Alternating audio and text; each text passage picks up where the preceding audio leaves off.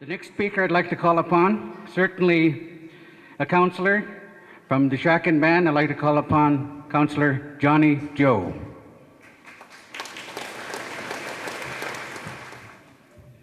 Good evening.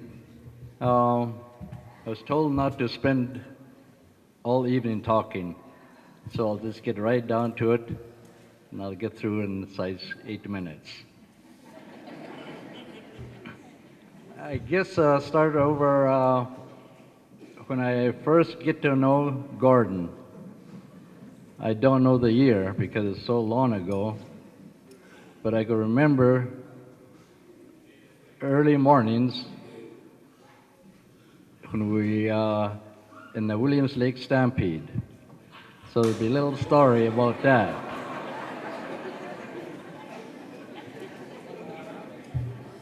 Well, it happened this way.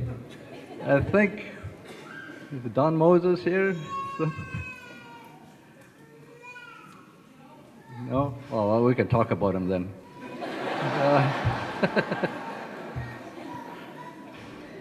I guess if, most of you have been to Williams Lake's rodeo, stampede, and you know how the road goes in the ridges up the hill, and the rodeo ground on one side, and there was a dance hall they call the Squaw Hall. It had no roof, no door. I think the doors were boarded up. It's a dangerous place to be dancing, because beer bottles were flying from the outside to inside, and from the inside to the outside. So anyway, but Don Moses was coming down, I don't know where he came from, probably from town. But it was just early in the morning, and everybody was still asleep. And I guess he ran into 3 people. So they asked him if he had a beer. He says, no, somebody just gave me this beer, that's all I got. He said, well, if you don't give us any beers, we're going to beat you up. So Don thinks fast. He says, okay, I'm going to go. Follow me. I got a beer up in my tent. So he takes him up our way. And when he got up there, and there was the Kootley boys parked on the front, and I was next to them. My brother Maynard had a tent, and there was a fire going there. And pretty soon I could hear somebody running, hitting the vehicles. Wake up, wake up, wake up. You know, and I went to my truck and hit my truck, and he says, wake up. And he ran right by. And so I lifted up my head, and I seen the doors flew open on the car in front of me. 4 guys jumped off there, and they started fighting. So I don't know what was going on. So I slowly got up and went outside, looked around. The fight was on. Well, it didn't take them long. They chased them 3 guys down over the hill, down to the hall. And Don came over, and I said, so what's all this? He says, well, them guys are going to beat me up. So I thought somebody up here should help me. So, well, then it wasn't too long. Everybody got up. I think it was about 6 or 7 of us. We started up the fire. Then I think it was about 12 people came up. So the fight started again. And we ran them down over the hill again. And the rocks were flying over and hit my brother's station wagon, broke the windows. The kids were sleeping in there, and chased them guys down. Then after a while, 25 guys came up. And what are we going to do, you know? So we fought them again, and my brother got a hold of one guy, and he put him towards the fire, and he says, now you tell your friends to leave, or you're going to burn. So he was screaming and screaming. The guys to go back down the hill. So they went back down the hill. Then He left and he came back with 40 people. And he says, now, what are we going to do? All of a sudden, somebody from behind the back came over. It's Gordon. I don't know where he came from. But he was there. And he said, he told the guys, okay, the strongest guy you got up there, down there, come up here, pick on me. So he answered the challenge right off the bat. The guy came up the hill. Well, you see, most of you guys have done little ranching. You've seen how these bulls fight, especially the 2-year-olds.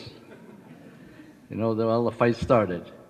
Well, the dust flew, you know, and the dirt was going around, and pretty soon they were wrestling or rolling around in the ground. You know, dug holes all over, and that went along for a while, and pretty soon Gordon had a hold of the guy till he was kind of paralyzed, so he quit. So they got up, and that was the end of the fight.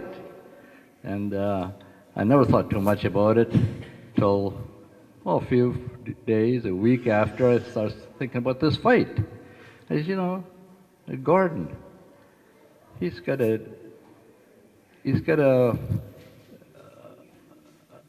could make a great leader. No, he comes over, solves a problem without any more fights. So, and you know, like, if it wasn't for him, I guess we would have been all slaughtered.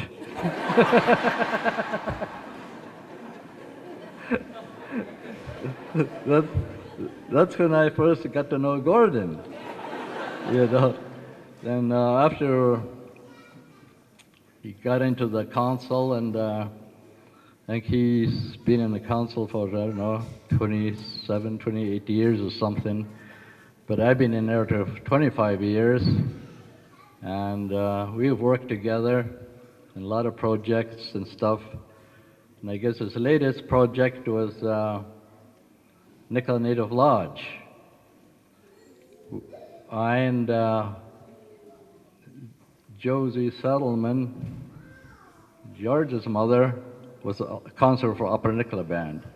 In one meeting we had, we discussed the elders' home. He says, oh, let's put it up to the table and see what happens. We've started this over 20 years ago, and it just sat there, just money was accumulating, and he says, I think we got enough money to start it off now. So we brought it up to the table. Well, the chiefs there, well, they weren't interested in it. Didn't seem like it. They wanted to talk about something else. He says, okay, he says, well, you guys look after that. And start her off. We'll carry on with something else. So we said, okay. So I and Josie, we talked to Joan Seymour, was looking after the funding then. For all these years, she looked after it real good. And so we didn't know what to do. Where are we going to start? Then on the next meeting, he says, how far did you guys get? Oh, he says, we got the books and stuff from Joan, that's about all. And Gordon says, well, I'll jump in there. I'll help out, he says. Generally, when I start something, I finish it. Well, we're glad, you know, somebody getting on there and give us a hand. So, and right now it's been about 2.5, 23 years, and it's looking really promising. In fact, we just discussed with the banks, and they're willing to loan us some money, and it's just a little hang up here and there, and we should be well away by next spring, we hope. So, I mean, I sort of think Gordon has done a lot all along, and it's one of his latest projects. So I think my time is up, I think. So, okay, thank you.